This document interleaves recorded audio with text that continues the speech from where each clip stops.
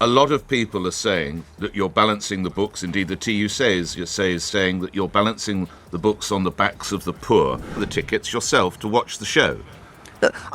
Look, I will obviously think again about, taking those tickets, but I went with a member of my family.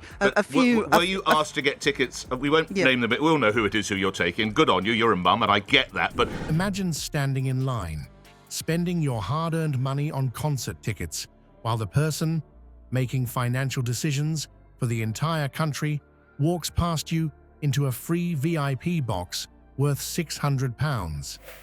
That's exactly what happened when Rachel Reeves attended a Sabrina Carpenter concert on someone else's dime. So that's why I did that. I've benefited from that. You simply say to the organiser, right, there are 10 people here, the boxes cost £2,500, I better give you 250 quid. Sit in a normal tickets in I appreciate that, and I wouldn't want that. And we don't want you in the mosh pit. That would be utterly ludicrous. My question again is... The woman implementing austerity measures apparently doesn't believe in practicing what she preaches. In today's analysis, we'll show you the uncomfortable moment when a fed-up news host called her out on this hypocrisy and the telling response that reveals volumes about how politicians view themselves in relation to the public. Before we move on, I'd like to ask you a small favor.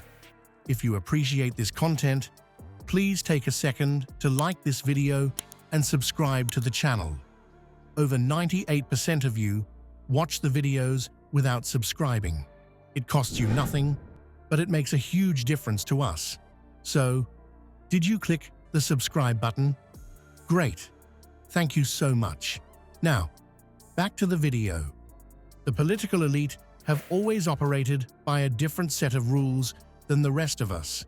But when Rachel Reeves, our nation's Chancellor of the Exchequer, the very person tasked with managing Britain's economic recovery, preaches financial responsibility while accepting luxury gifts worth hundreds of pounds, we must ask ourselves, have we normalized hypocrisy in our political system? For people in work, it's increased on businesses. I said on work. I said on working people, which is going to cost £25 billion a year, Chancellor. A lot of people are saying that you're balancing the books. Indeed, the TU says saying that you're balancing the books on the backs of the poor. Let's examine the stark contrast. In public, Reeves presents herself as the guardian of fiscal discipline, routinely telling British families they must tighten their belts and make sacrifices. She speaks of difficult decisions and shared burden, as if austerity were a communal experience. Yet behind closed doors, or rather in exclusive VIP boxes, Reeves seems comfortable enjoying perks that would be unthinkable for the average citizen struggling to pay rising energy bills. Seems to people, my circumstances are a bit different, but obviously, I will think carefully about any hospitality that I take. And what is over, would you ask how much the tickets cost? Well, I've declared, the notional value of those tickets. The moment of truth came during a recent television interview when a news presenter confronted Reeves directly about accepting £600 VIP concert tickets and £276 theatre tickets. The footage is remarkable not for the Chancellor's defence, but for her visible discomfort when forced to acknowledge these gifts publicly. Gone was the confident economic expert, replaced by a politician scrambling to justify actions that to most viewers appeared indefensible. Security concerns, Reeves claimed, were behind her decision to accept the VIP box arrangements. This justification rings particularly hollow when examined closely. Are we to believe that the Chancellor of the Exchequer could only attend a Taylor Swift concert safely if provided with £600 worth of luxury accommodations? That standard seating areas, where ordinary citizens manage to enjoy performances without incident, would pose an unacceptable security risk. The explanation strains credibility. The timeline speaks volumes about priorities. Reeves accepted these expensive gifts, knowing they would eventually appear on the register of members' interests. When questioned, rather than acknowledging the poor optics or offering to reimburse the value of the tickets, she immediately pivoted to justification and deflection. There was no recognition that perhaps, in a time of economic hardship for millions, such gifts might undermine public trust in her economic messaging.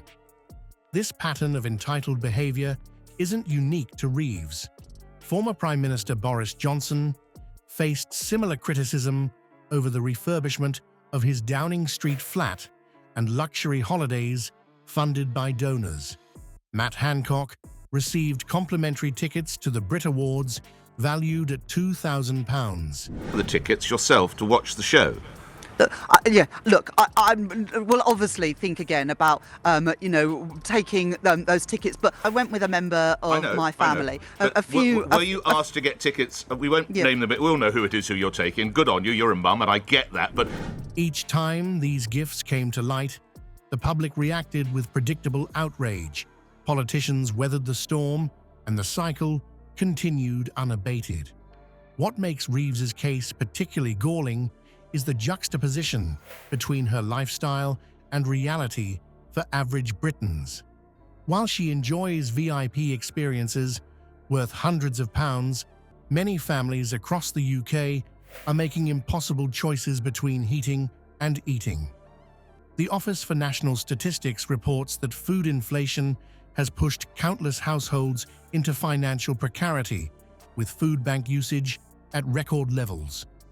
The Chancellor, who shapes policies affecting these struggling families, appears disconnected from their daily reality. This disconnect reveals something fundamental about the mindset of our political class. When politicians consistently accept privileges they know would be inaccessible to their constituents, it suggests they view themselves as exempt from the standards they impose on others.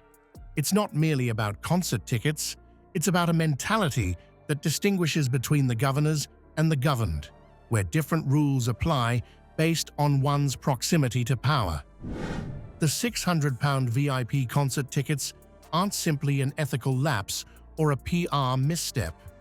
They represent a symbolic divide between political elites and everyday citizens. When Reeves accepts such gifts, while implementing economic policies that demand sacrifice from ordinary people, she demonstrates that she lives in a different Britain than the one she governs, a Britain where connections trump constraints and where the difficulties she speaks about in Parliament are theoretical rather than lived experiences. For many citizens watching that uncomfortable interview, the question wasn't about whether Reeves broke parliamentary rules by accepting the gifts. The question was more fundamental. How can someone so detached from everyday financial struggles possibly make fair decisions about the economy? Example, because I do understand public perceptions. I want to be a good mum and a good politician. I try and get the balance right, Nick. How can someone who sees no problem accepting luxury perks truly understand what it means when families must choose between basics like food and medicine? The Reeves controversy forces us to confront an uncomfortable reality. Our democratic system now operates with two distinct standards, one for political elites and another for everyone else. When politicians who make and enforce rules consistently demonstrate they don't believe those same principles apply to them, it erodes the foundation of trust upon which democratic governance depends. The reaction to Reeves's entitlement speaks volumes about our fractured political landscape.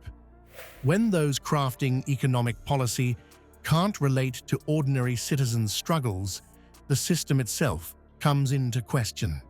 This isn't merely about freebies, it's about trust in those managing the nation's finances. As the cost of living crisis intensifies, the disconnect between political elites and everyday Britons grows more apparent. The cynicism this breeds undermines democratic engagement at a time when we need it most. We face a crucial choice: accept different standards for the political class or demand genuine accountability from those who should be public servants, not privileged beneficiaries of their positions.